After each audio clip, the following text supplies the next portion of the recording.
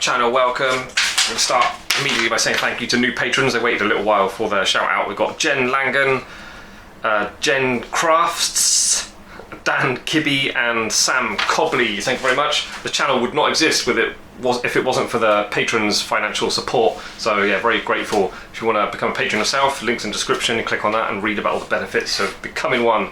Right, this video, I've had a few comments. I've done videos featuring brass, I think twice now in the past, and I always get comments on like what solder I'm using and like the colour of it and stuff. Tell you what I use brass solder. You can buy it in panels just like gold, so you literally work in brass just like a precious metal. And yeah, I just thought I'd do a video on using it because it appears people don't really seem to know about it, so yeah. If you saw my previous video featuring brass, wasn't that long ago, I was talking about fake gold. You'll recognise this. I've got this 3mm strip of brass wire. Yeah, really different to gold. It's so rigid, very light and stiff compared to gold.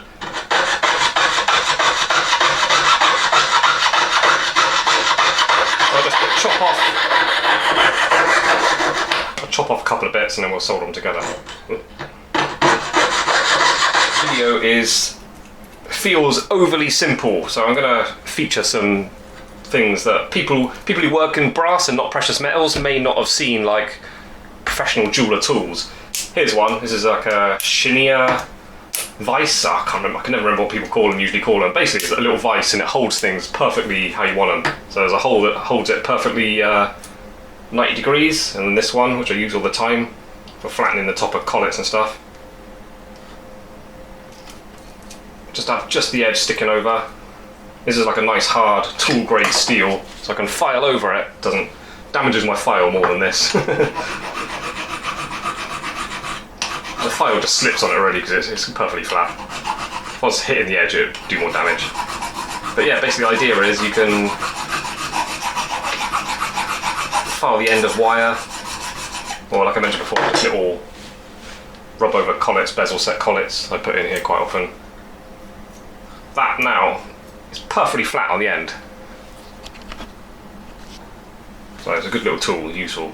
So what I was thinking of doing is doing that both of them and then just joining the ends back together, and then after buffing it back we'll see if we can see the join. Like get a nice tight join, do it nicely like I'm working on a piece of something expensive metal, and then it's like a good test of the brass solder. Maybe polish it at the end as well. Just fill the video up with stuff that might be interesting or useful to people. So the first video I did on brass like over a year ago now, it's actually done quite well. It's quite a few views compared to what I normally get. It makes me wonder whether there is like I don't know what to call it, like a subculture of metal workers that are not really interested in making jewellery, but they want to make stuff in metal, so they're researching brazing and soldering and welding and stuff. So I think people from that world find my video. So I'm happy to show you my expertise and then applying it to brass. So anyway, I've flattened the ends of these and we'll solder them together.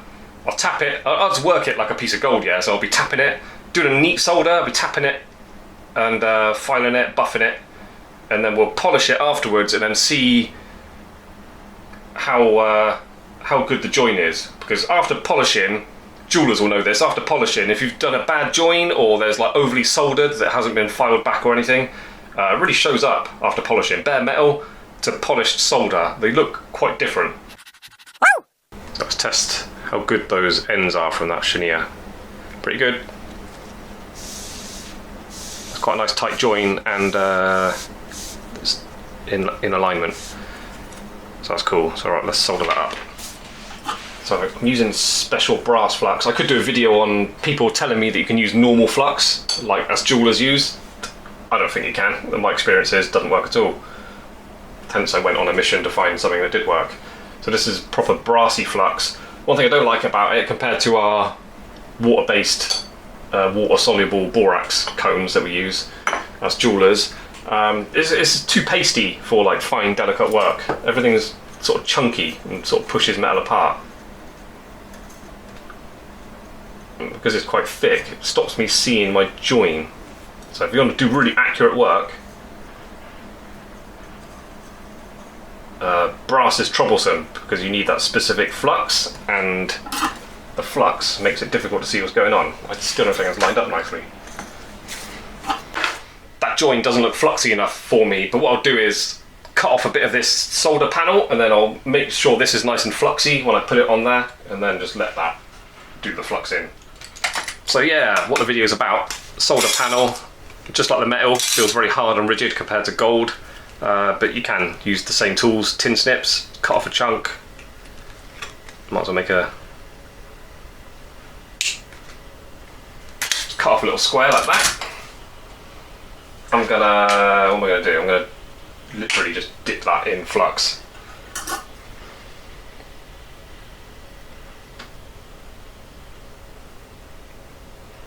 That flux is so pasty, I just added a bit of water and stirred it up with a stick, so that's why I've got this.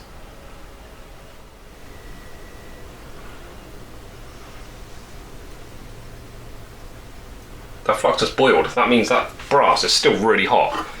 So it's holding heat. Heat dissipates faster out of gold and silver, it seems. What are we doing? Lighter.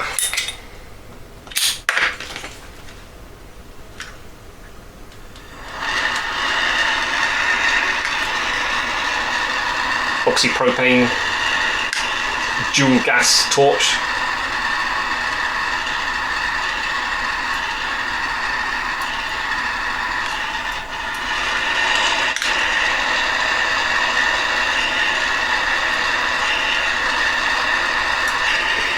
There we go.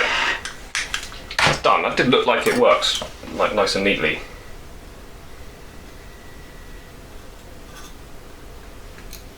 Hasn't pulled through though.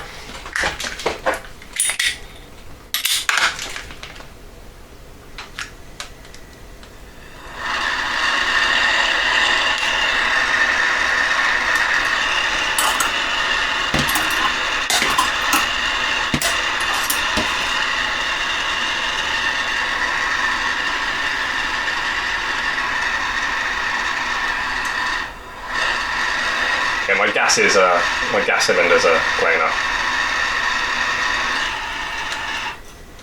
There you go. I'm going to soak that in Jeweller's Safety Pickle, which is a substitute for sulfuric acid mix that we normally used to use years ago in the jewellery trade. Just give you a top tip, I don't think it's good. If you're freshly soldering things, any metal, I don't think it's good to suddenly chuck it in acid or even water first, because the sudden temperature shock can cause issues, because there's slightly different alloys in the solders and the metals, and if you suddenly cool them down they contract differently, and I've seen solder joints go weird and brittle and wobbly and stuff. I don't think it's good, so just let things cool down at least a bit away from the soldering temperatures. You can do that just by holding it in tweezers, blowing on it. You put it on something metal, the metal block we use a lot for hammering and stuff in jewellery trade. I put my things down on the metal block and then I put my tweezers on top of it. It just soaks the heat out of it, metal to metal. And then, yeah, that's still really hot. This keeps heating a lot compared to precious metal. Anyway, it's cooled down enough now to put in the acid. So I'm going to leave it in there like a minute or so, but yeah, just while I was in there, just say, I was talking about not putting hot things in the acid. Some jewellers do it all the time and they swear there's no problem. It's like we're all having slightly different experiences with what you can do. So I'm a little bit, I teach on this channel, if you're new to my channel, I am teaching jewellery making techniques, but you may notice if you watch a few of my videos, I'm always a little bit like, this is what I do, this is what works for me, you should try it, I recommend it, but at the same time, do what you want. Because people have different experiences, and I've literally sat next to people. The one guy in mind, he just used to just flux his brush and just like wipe one bit of flux on it, and then that was it. Me, that never works. It just, things go sort of oxidized, and then the oxidization on the metal will stop me being able to solder. I have to flux things quite a lot and make sure it's really cooked on there before I even apply solder, and that solder's got to be fluxy as well, and then I've got to be really careful. My experience of making jewellery is things need fluxing a lot. The jeweller I literally just sit next to, using the same, like, getting the same tools from the same places and stuff, he would just like wipe things on, and then just like once, perhaps twice at the most, and then that'll be enough for him to make it work. I'm using the same, the gas is literally coming from the same cylinders and stuff, there's like no real difference, so it's quite interesting how different things work differently for different people. So you've got to get your own experience and find out what works for you. Take advice from wherever you can go. Learn from multiple different people is good advice. People will teach you different things that will or will not work for you. So yeah, you've got to do your own experimentation. Doing is learning, not just watching videos. Anyway, let's get this thing out of the acid. Done this job pretty good. I'll show you with the 10 times magnification. That's where I put the solder on. Didn't quite all flood down. Considering how hot it got, that would have flooded in loads in gold. But it took a bit of effort to get it to melt and then pull through. Needed more heat from the other side. But apart from that, with the tight join, it's done its job quite well. Like I say, it's just like soldering with precious metal, but it's brass. Now just do a bit of work on it as though it's gold. So I'm tapping down over the join just to flatten it.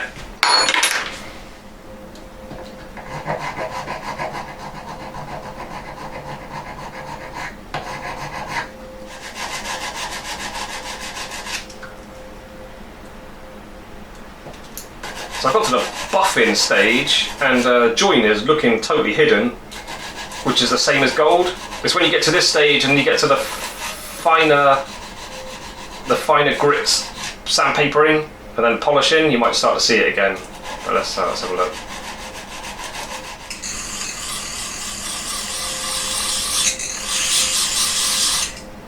So to show you what I'm looking at, what I said, you get to the finer buff paper, you can start to see the join. Can you see a little bit of discoloration there? Oh, there you go. You can sort of see it, look.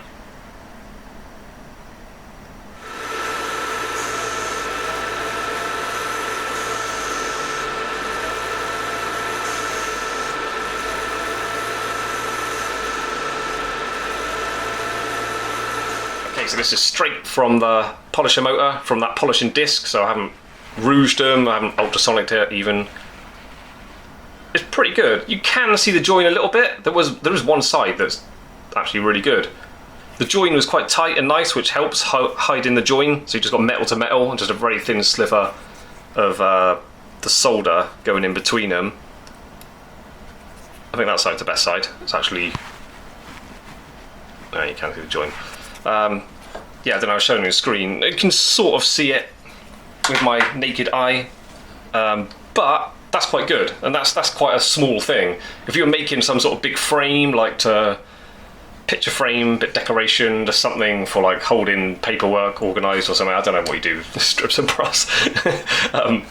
Yeah, it would be good. You could do the solders, you could polish over it and like really give them a lot of attention, like file everything nice and sharp again, and then you can paper it and polish it, and it will look good. If you got it plated or lacquered it, whatever they do to brass to keep it shiny, it'll be quite good, I think. So yeah, it works. That was two separate bits of bracelet, and they're now joined together as back as it was.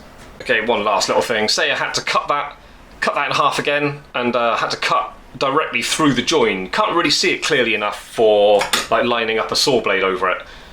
So what I would do is simply heat it up again, and the solder will oxidise a different colour to the metal. It's not like a needle in it or anything, you've just got to get it hot enough for the heat to change the colour of it. In gold this works really well, and silver works really, really well. Platinum not so much. It's looking like I'm not going to be able to see it in brass. Come on. Wow, that's still keeping it hidden. There you go. There you go. There it is.